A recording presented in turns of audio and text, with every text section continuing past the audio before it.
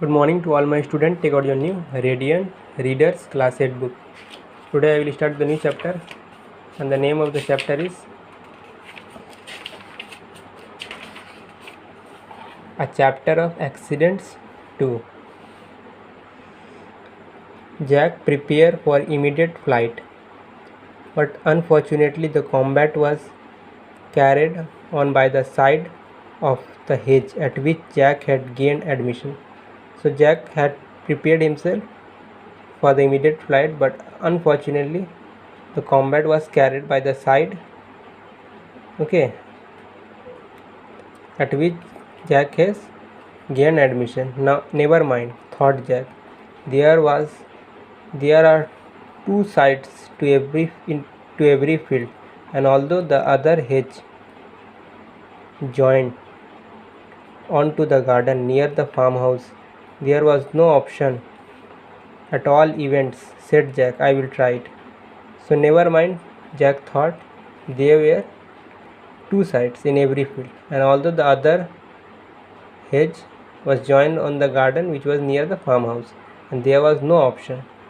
All the events, said Jack, I will try it. Jack said, I will try it. Jack was dipping down the trunk when he heard a tremendous roar. Jack was slipping down a trunk, when he heard the roar. Tremendous roar. The bulldog had been tossed by the bull.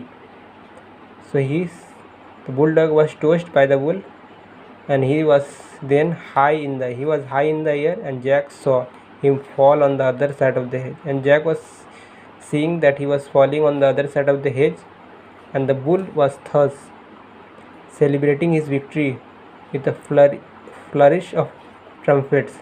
So bull was celebrating for his victory with trumpets, upon which Jack, perceiving that he was relieved from his sentry, slipped down the rest of the tree and took to his heels. So Jack was perceiving that he relieved from his sentry, but he slipped down from the rest of the tree and took to his heel. Unfortunately for Jack, the bull saw him. So unfortunately, Jack slipped from the tree, and the bull saw him and flushed with victory. And he was flushing with victory.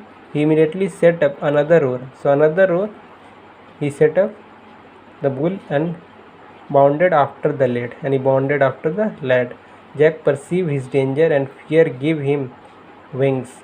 So Jack was perceiving the danger, and he not only flew over the orchard but also flew over the hedge. But he was not fly over the orchid, but also over the hedge, which was about, and the height of that hedge was 5 feet high, just as the bull drove his head into it.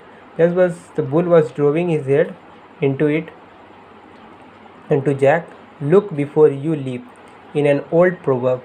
So look before you leap, it is an old proverb. Had Jack done so, did Jack has done like this way, he would have done better. So he should do better. When he got the other side of the hedge, when he came to the other side of the hedge, he found that he had pitched into a small apiary and had upset two hives of bees. And he upset two hives of bees who resented the intrusion. And Jack hardly any time to get upon his leg before he found them very busy stinging him in all quarters. So Jack hardly any time to get upon his leg, and he found that the busy stinging him in quarters. All that Jack could do was to run for it. So all the Jack was only can do that he can run, but the bees flew faster than he could run. So the bees was also following the Jack, because he has disturbed the bees also. And Jack was mad with fears. So Jack was mad with pain. He was feeling very pain when he stumbled half blinded over the brickwork of a well. Means he stumbled from the brickwork was going on of a well. He got the pain. Jack could not prevent his falling into the well. So Jack now fallen into the well, but he seized the iron chain as it struck him across the face, and the iron nail has struck him across the face. So that's all.